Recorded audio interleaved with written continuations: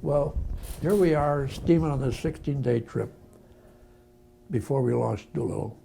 And a friend, in between standing, watching on the bridge or general quarters of the gun, I'd wander around the flight deck and look at these curiosities, these bombers, you know. So I was with a friend of mine, Charlie Pellinot. He was a young seaman. I was senior to Charlie. We were in the same division. And we're walking along, and I looked at the rear of a B-25.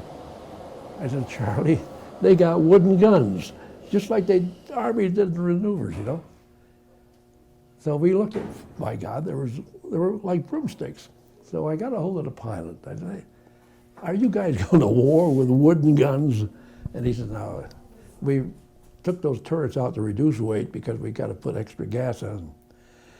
And besides, we put a camera back there so we could all photograph what were the mission, you know.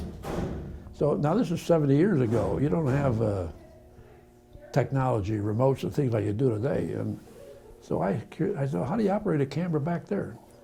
And the guy looked at me and says, well, we're supposed to get some Navy volunteers. I said, really? He goes, yeah. So I said, who's picking the volunteers? He says, Colonel Doolittle. Me and Charlie go looking for Doolittle. Now, in those days, an enlisted man did not approach an officer. It was a class system, boy. You were down the bottom of the pile, you know.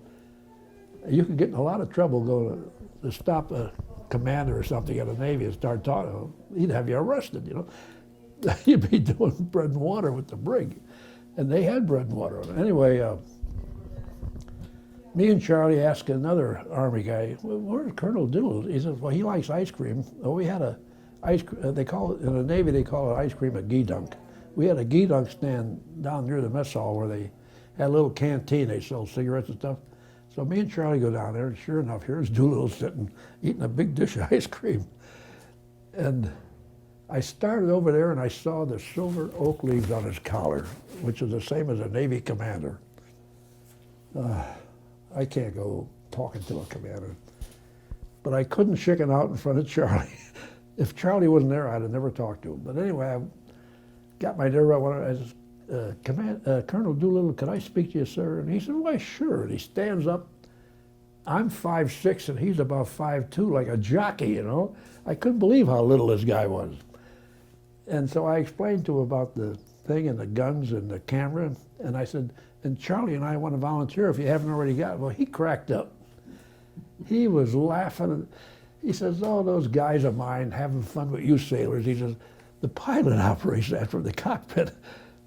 Well, we apologized, and I told Charlie, don't you ever tell those guys in the division. There were 70 men in that division.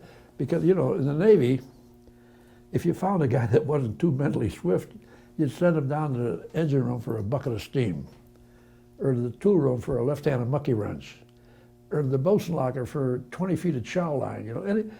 Well, the pilot did the same thing to me and Charlie. Treated us like idiots, you know. Anyway, we realized that we made it. But anyway, later on I thought about it. I figured that pilot actually did me a favor. Here, I got a chance to speak to a world-famous man, and gave him a big laugh when he was in the middle of a pressure-filled operation, and gave me a great sea story. So